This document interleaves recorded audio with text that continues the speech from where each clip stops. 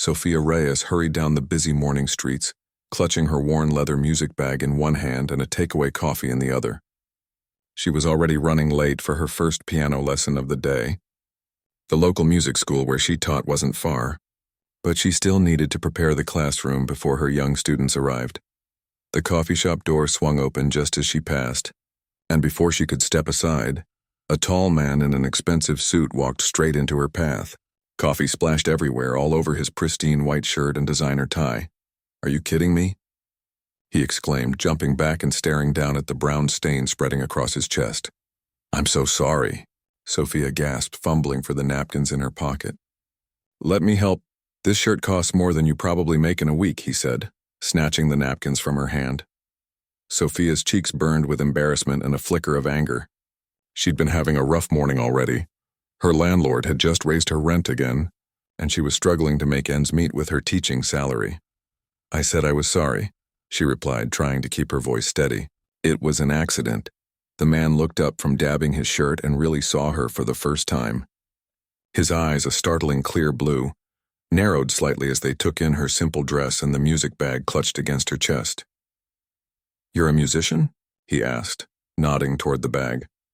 "I'm a piano teacher, actually," Sophia answered, standing a little straighter. She was proud of her work even if it didn't pay much. Something like amusement crossed the man's face. "A piano teacher. How quaint." The way he said it made Sophia's skin prickle. She'd dealt with this kind of dismissal before. People who thought teaching music was just a cute hobby, not a real profession. "There's nothing quaint about it," she replied coolly. "Music changes lives. I've seen it happen." The man laughed, not unkindly, but with the confidence of someone who had never had his opinions seriously questioned. "I'm sure your little students think you're wonderful," he said. "But let's be honest, in today's world, does anyone really care about classical piano?" Several people in the coffee shop had stopped to watch their exchange. Sophia felt their eyes on her and wished she could disappear, but something made her stand her ground. "You clearly don't know what you're talking about," she said, "and I feel sorry for you because of that." Instead of being offended, the man seemed intrigued by her response. He extended his hand. "Ethan Reed, and you are?" "Sophia Reyes," she replied, reluctantly shaking his hand. "Well, Sophia Reyes, piano teacher extraordinaire," he said with a half smile. "Let me make you a deal to make up for my rudeness." Sophia checked her watch nervously. "I really need to go. I have students waiting." "This will only take a minute," Ethan insisted. He pulled out a business card and handed it to her. The card was heavy, expensive feeling in her fingers. It read, "Ethan Reed, CEO, Reed Technologies." Sophia's eyes widened slightly. She'd heard of Reed Technologies. It was one of the fastest-growing tech companies in the city, which explained the expensive suit and the attitude. "I'm hosting a charity gala this Saturday at the Grand Plaza Hotel," Ethan continued. "There's a beautiful grand piano there that mostly serves as decoration. Play something, really play something, that impresses me, and I'll take you to dinner at any restaurant in the city." Sophia stared at him. "You want me to audition for a date with you?" Ethan laughed. "Think of it as a chance to prove me wrong about classical piano being irrelevant. Unless you're not as confident in your abilities as you claim to be." The challenge in his voice was unmistakable. Sophia knew she should just walk away. This man was arrogant and out of touch with reality, but something about his dismissal of her passion struck a nerve.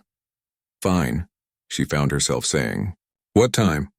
8 o'clock. "Wear something nice." He glanced at her simple dress again. "The crowd there appreciates own quality." With that parting shot, he nodded goodbye and strode off down the street, leaving Sophia standing there, late for work and wondering what she had just agreed to. "You agreed to what?" Lily exclaimed later that evening. Sophia's roommate and best friend since college sat cross-legged on their apartment sofa, eyes wide with disbelief. I know," Sophia groaned, burying her face in her hands. "It was stupid." "It's not stupid," Lily said, reaching for her glass of wine. "It's either the beginning of a really great story or a really terrible one. No in between." Their apartment was small but cozy, filled with secondhand furniture they'd lovingly restored together. The upright piano in the corner, Sophia's prized possession, took up too much space, but neither of them had ever suggested getting rid of it. "You should have seen how he looked at me when I said I was a piano teacher," Sophia said, moving to the kitchen to refill her own glass. Like I was a child playing pretend at having a career. So he's a jerk, Lily shrugged. Rich tech guys often are. But think about it. Free entry to a fancy gala, playing on what's probably an amazing piano, and the chance to make a millionaire eat his words? Sounds worth it to me. Sophia leaned against the kitchen counter. What if I'm not good enough? She asked quietly. Lily nearly choked on her wine. Are you serious right now? Sophia, you graduated top of our class at the conservatory. You turned down a European tour to teach kids music. You're probably the best pianist in this entire city. That was years ago, Sophia reminded her. I barely practice seriously anymore between all my lessons and the restaurant job. So start practicing again, Lily said simply. You have what, 4 days? That's plenty of time for someone like you to get back into form. Sophia walked over to her piano, running her fingers lightly over the keys without pressing them. Once this instrument had been her whole world. She'd practiced 8 hours a day, dreaming of concert halls and recording contracts. Then life happened. Her mother got sick. Medical bills piled up. She discovered how much she loved teaching young children to play, watching their faces light up when they mastered a simple tune. She hadn't regretted her choices, but sometimes she wondered what might have been. What would I even play? She wondered aloud. Something that will shut him up and make him sorry he ever doubted you, Lily said with a grin.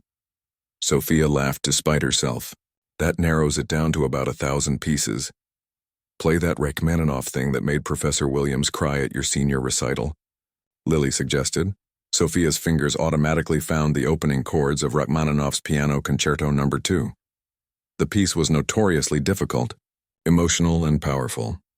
I don't know. She hesitated. What's the worst that could happen? Lily asked. If he's not impressed, who cares? You never have to see him again. But if he is, then I get a free dinner and the satisfaction of proving him wrong. Sophia finished. Exactly. Lily nodded. Plus, when was the last time you went on a real date? The universe is practically begging you to get out more. Sophia rolled her eyes but didn't argue. It had been a while. I don't even have anything appropriate to wear to a charity gala, she realized suddenly. Leave that to me, Lily said confidently. As a personal shopper for a department store, Lily had connections and an employee discount. I can call in some favors. Sophia sat down at the piano bench and began to play softly, feeling the familiar keys beneath her fingers. The muscle memory was still there even after all this time. Maybe Lily was right. Maybe this was exactly what she needed, a chance to reconnect with the part of herself she'd put aside for practicality's sake. And if she could humble an arrogant tech millionaire in the process, even better. As she played, memories came flooding back. The thrill of performing, the connection with the audience, the way time seemed to stop when she lost herself in the music. She'd forgotten how much she missed it. For the next 4 days, Sophia practiced every spare moment she had. Between lessons, during lunch breaks, late into the night, her fingers grew sore then strong again. The music flowed more naturally with each passing day. By Friday night, she felt ready, nervous but ready. So what if he does ask you out after hearing you play? Lily asked as they sat having dinner the night before the gala. Would you actually go? Sophia considered the question. I don't know, she admitted. He's definitely not my type. Too full of himself. But rich and handsome, Lily pointed out with a smirk. Those aren't exactly the qualities I'm looking for in a person, Sophia laughed. Fair enough, Lily conceded. But maybe seeing you play will show him there's more to life than tech and money. Maybe you'll be good for him, Sophia shook her head. I'm not interested in being anyone's life lesson. Then just enjoy making his jaw drop, Lily said, raising her glass in a toast. To shutting up arrogant millionaires with the power of music. Sophia clinked her glass against Lily's. I'll drink to that. As she fell asleep that night, Sophia thought about Ethan Reed and his challenge. Part of her was still angry at his dismissive attitude, but another part was grateful for the push to reconnect with her passion. Whatever happened tomorrow night, she would play not for him but for herself, to remember who she was and what she loved, and if that left him speechless, well, that would just be a bonus. Monday morning arrived with its usual chaos. Sophia rushed from her apartment to the music school, coffee in hand, hair still damp from her quick shower. The weekend's events felt like a dream. Had she really played Rachmaninoff on a grand piano in front of a room full of wealthy strangers? Had she really left Ethan Reed, millionaire tech CEO, standing there watching her walk away? Her first student of the day was 8-year-old Danny, who was struggling with a simple Mozart piece. As she sat beside him on the piano bench, gently correcting his hand position, Sophia felt completely present again, grounded in the work she loved. "Miss Sophia, you look different today," Danny observed, squinting up at her. "Different how?" she asked, surprised by his perception. He shrugged. "I don't know. Like you ate extra ice cream or something." Sophia laughed. "No extra ice cream. But I did play piano for a bunch of grown-ups this weekend." "Were you scared?" he asked, his small fingers hovering over the keys. "A little," she admitted. "But then I remembered what I always tell you. Just focus on the music, not the people watching," Danny recited with a grin. "I remember." The rest of the week passed in a blur of lessons, staff meetings, and trying to ignore the nervous flutter in her stomach whenever she thought about Friday night. Lily, of course, was beside herself with excitement when Sophia told her about the upcoming date. "You're going out with a literal millionaire," she squealed, helping Sophia sort through her limited wardrobe on Thursday night. "This is like a movie." "It's one dinner," Sophia corrected her, rejecting yet another outfit option. "And only because I proved him wrong about classical music." Lily rolled her eyes. "Sure, that's the only reason he's interested. Not because you're talented, beautiful, and walked out on him when most women would be falling all over themselves for his attention." Sophia threw a pillow at her friend. "Not helpful. What am I even doing? This guy literally looked down on what I do for a living." "And then you changed his mind," Lily reminded her. "Give him a chance. Maybe there's more to him than you thought." Friday evening arrived too quickly. Sophia had settled on a simple black dress. Nothing fancy, but nicer than what she typically wore to teach. She had just finished applying a light touch of makeup when the buzzer rang. "He's here," Lily hissed from the living room. "I'll let him in." "Don't you dare interrogate him," Sophia warned, grabbing her purse and taking one last look in the mirror. She emerged from her bedroom to find Ethan standing somewhat awkwardly in their small living room, chatting politely with Lily. He looked different in dark jeans and a button-down shirt, more approachable than in his tailored suit or tuxedo. "Sophia," he said when he saw her, his face lighting up in a way that made her stomach do a small flip. "You look lovely." "Thanks," she replied, suddenly shy. "You found the place okay?" "Your building is unique," he said diplomatically, and Sophia couldn't help but laugh. Their apartment building was old and slightly run down, a far cry from wherever Ethan probably lived. "That's a very polite way of saying it's a dump," she said. "I was going to say full of character," he countered with a smile. Lily watched their exchange with undisguised interest. "Well, you two have fun. Sophia, don't do anything I wouldn't do." "That leaves a terrifyingly wide range of options open," Sophia muttered, making Ethan laugh as they headed out. A sleek black car waited at the curb with a driver holding the door open. Sophia hesitated for a second before sliding in. "Is this what happens when you're a tech CEO?" she asked as Ethan settled in beside her. "You forget how to drive yourself places." "I can drive," Ethan said, looking amused. "But parking in the city is a nightmare, and I thought it might be nice to have a conversation without having to navigate traffic." The car pulled smoothly into the evening traffic. Sophia tried not to fidget. The silence between them felt charged with unspoken questions. "So," they both said at the same time, then laughed. "Ladies first," Ethan offered. Sophia turned slightly to face him. "So did you plan this date before or after you heard me play?" Ethan raised an eyebrow. "That's your first question? Not where we're going to dinner?" "I'm more interested in your answer." He considered her for a moment. "Honestly, before I saw it as upholding my end of a bargain. After," he paused, "after I just wanted to spend more time with you." The simple honesty in his voice caught her off guard. "Why?" "Because you surprise me," he said. "Do you know how rarely that happens in my life?" Sophia wasn't sure how to respond to that. "My turn for a question," Ethan said, saving her from having to reply. "Why did you agree to come tonight?" She thought about it. "Curiosity, mostly. I wanted to see if the person I glimpsed after the performance is the real Ethan Reed, or if the arrogant guy from the coffee shop is." "And which one are you hoping for?" he asked, his eyes intent on her face. "Neither," Sophia replied honestly. "I'm hoping there's more to you than either of those versions." Something shifted in Ethan's expression. Surprise, followed by a kind of respect. Fair enough. I deserve that. The car slowed to a stop and Sophia looked out the window, expecting to see some exclusive restaurant with a line of people waiting to get in. Instead, they were parked beside a small Italian place with checkered tablecloths visible through the windows. Not what you expected? Ethan asked, watching her reaction. Not exactly, Sophia admitted as they got out of the car. The restaurant was cozy and warm, with soft lighting and the rich aroma of garlic and tomato sauce filling the air. An older man greeted them at the door, embracing Ethan like an old friend. Ethan, it has been too long, he said in a thick Italian accent before turning to Sophia with a wide smile. And who is this beautiful lady? Sophia, this is Antonio. He makes the best pasta in the city, and he's been feeding me since I was a broke college student working on my first app. Antonio led them to a corner table, bringing a bottle of wine without being asked. On the house for Ethan and his special guest, he insisted before bustling away. Sophia looked around, taking in the family photos on the walls, the well-worn but clean floors, the mix of regular people enjoying their meals. This wasn't what I was expecting, she said again. Disappointed? Ethan asked, pouring her a glass of wine. No, she replied truthfully.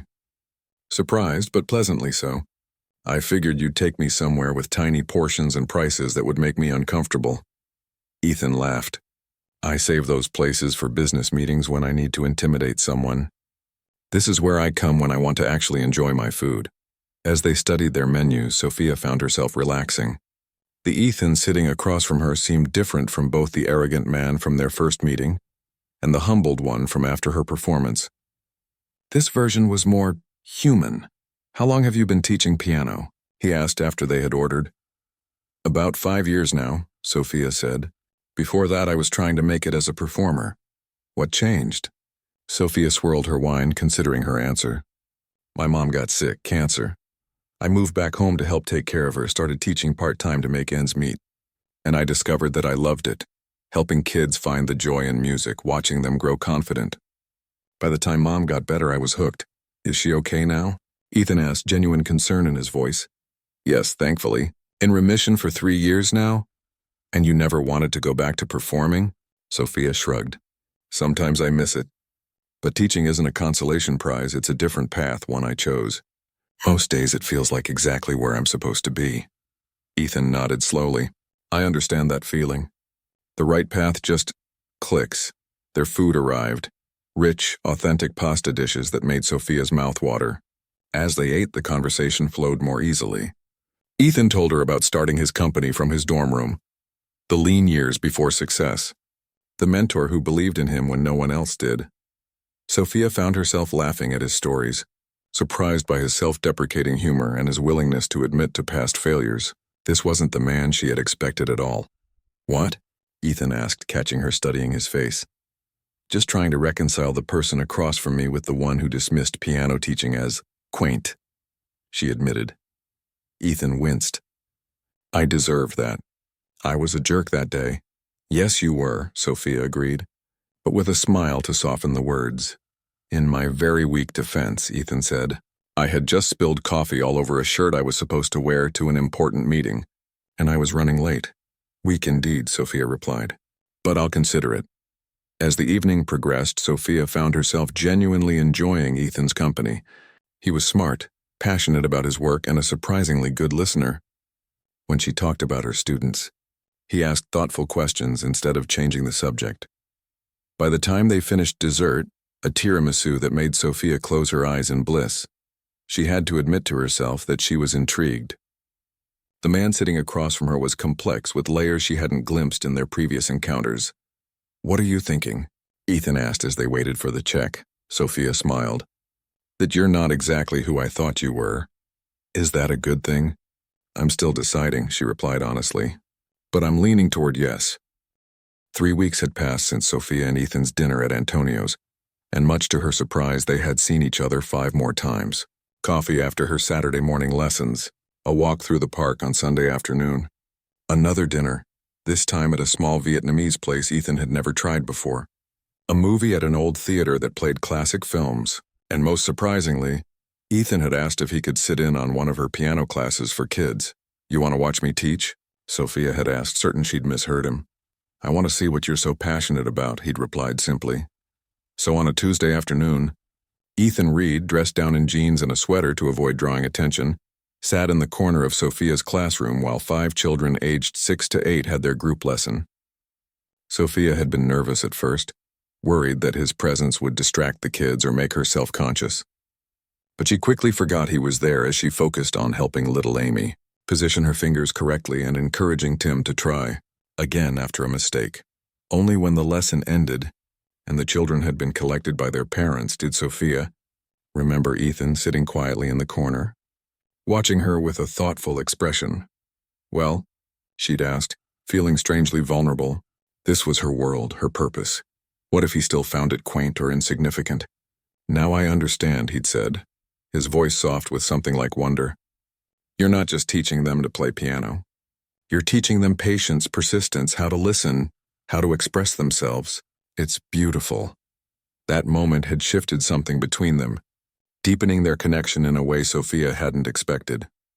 Now, as Sophia prepared for their 6th date, Ethan was taking her to a symphony performance. She found herself humming happily while getting ready.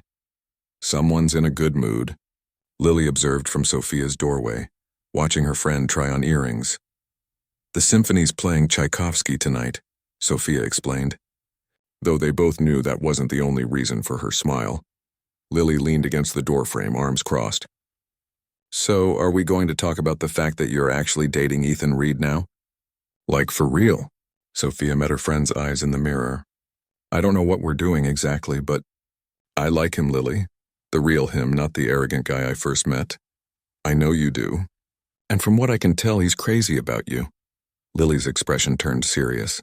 Just be careful, okay? Your worlds are so different. Sophia nodded, understanding her friend's concern. She and Ethan came from different backgrounds, moved in different circles. He ran a multi-million-dollar tech company. She taught children to play Mary Had a Little Lamb. It shouldn't work between them, and yet somehow it did.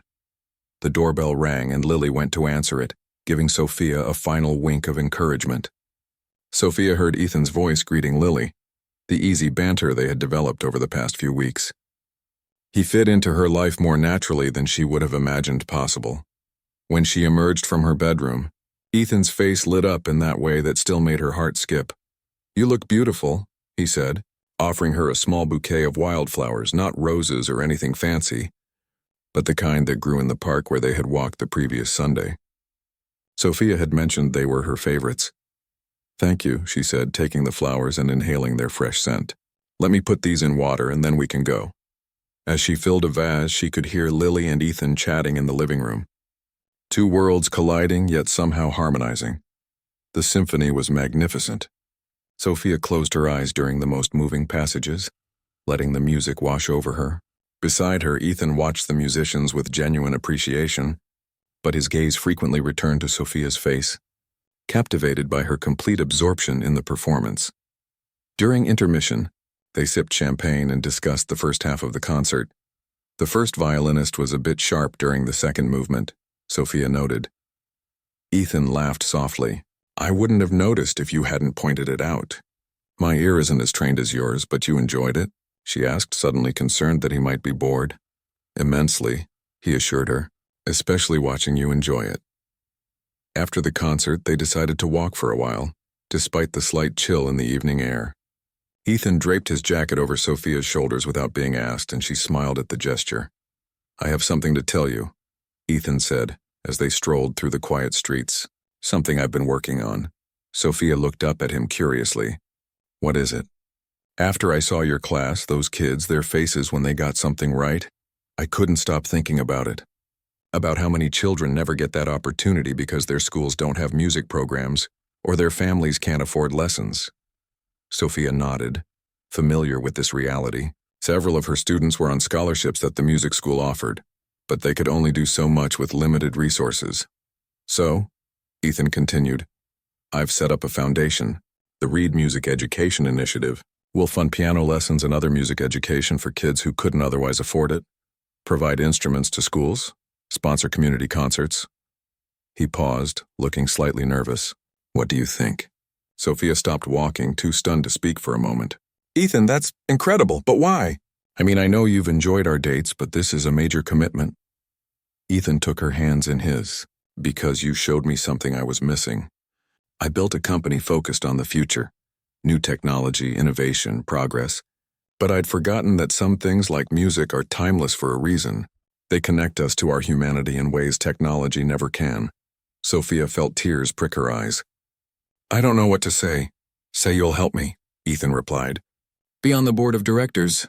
Help shape the program. You know better than anyone what these kids need. Of course I will, Sophia said without hesitation. But Ethan, this feels so big. There's more, he said, suddenly looking vulnerable in a way she'd never seen before. The foundation is just part of it. The truth is, Sophia, these past few weeks have been the happiest I can remember. Before I met you, I was successful, but empty somehow. All ambition and achievement, no real joy. Sophia's heart raced. She knew exactly what he meant because something had been changing in her too. For years, she had poured herself into her teaching, convinced that she had found her path. And she had. She loved her students, loved sharing music with them. But being with Ethan had awakened something else in her, a part of herself she had set aside. Remember that night at the gala? Ethan asked. When you played, it was like seeing someone become fully alive, fully themselves. I want more of that for you, Sophia. I don't want you to choose between teaching and performing. You can do both. Sophia shook her head. I don't understand. What are you saying? The foundation will host quarterly concerts. I want you to be our featured performer for the first one. His eyes were earnest, hopeful. And if you enjoy it, maybe you could do more. Recitals, guest appearances with the symphony, whatever you want. No pressure, just possibilities. Sophia felt her chest tighten with emotion. He had seen her, truly seen her, in a way no one had in years. Not just the dedicated teacher or the talented pianist, but all of her. The parts that didn't quite fit together yet. Why are you doing all this? She whispered. Ethan's gaze was steady, certain. Because I'm falling in love with you, Sophia Reyes. And I think you might be falling for me too, despite your best efforts. A laugh bubbled up through Sophia's tears. You're very sure of yourself. Not about most things, he admitted with a small smile. But about this, about us, yes, I am. He was right, of course. Somewhere between his humbled expression after her performance and watching him sit patiently, while a 6-year-old plunked out, Twinkle, twinkle, little star, Sophia had fallen for him. Not the millionaire tech CEO, but the man beneath the title. Thoughtful, curious, willing to admit when he was wrong.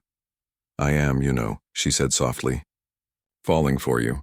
Ethan's smile was worth every moment of doubt she had felt. He pulled her close right there on the sidewalk and kissed her. Their first kiss, surprisingly sweet and gentle for a man who had once seemed so brash and confident. When they broke apart, Sophia laughed. This was not how I expected things to turn out when you spilled coffee all over yourself and insulted my profession. Best mistake I ever made, Ethan replied, tucking a strand of hair behind her ear.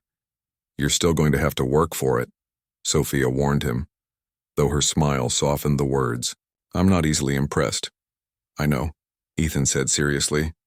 That's one of the things I love about you. You make me want to be better, not just to impress you, but because you help me see what really matters. 6 months later, Sophia stood on a real stage for the first time in years, her fingers poised over the keys of a gleaming concert grand piano. The auditorium was filled with people, some wealthy donors to the Reed Music Education Initiative, but mostly families and children from the community programs the foundation had established. In the front row sat 20 of her students, eyes wide with excitement to see their teacher perform. Beside them was Ethan, looking at her with that same expression of wonder he had worn the first time he heard her play. Sophia took a deep breath and began to play, not Rachmaninoff this time, but a piece she had composed herself, inspired by the journey that had brought her to this moment. As the music filled the hall, she felt complete in a way she never had before, embracing all parts of herself, the performer and the teacher, the artist and the mentor. Later, after thunderous applause and many hugs from her students, Ethan found her backstage. That was magnificent, he said, his eyes shining with pride and something deeper. Are you happy? Sophia nodded, unable to find words big enough for what she was feeling. Instead, she stood on tiptoe and kissed him, pouring her answer into the gesture. You know, Ethan said when they broke apart. It occurs to me that none of this would have happened if I'd been watching where I was going that morning. Or if I hadn't spilled coffee on your ridiculously expensive shirt, Sophia added with a laugh. I think I've more than forgiven you for that, Ethan said, pulling her close again. Sophia smiled up at him. And I've almost forgiven you for mocking my profession. Almost? He asked with raised eyebrows. Well, she said thoughtfully, I might need a few more decades to fully forgive you. Decades, huh?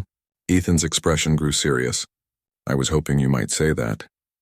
As he leaned down to kiss her again, Sophia realized that sometimes the most beautiful music comes from the most unexpected beginnings. A chance encounter, a careless comment, a challenge accepted. In trying to prove her worth to a stranger, she had rediscovered it for herself, and in the process, found a love that harmonized perfectly with the life she already cherished.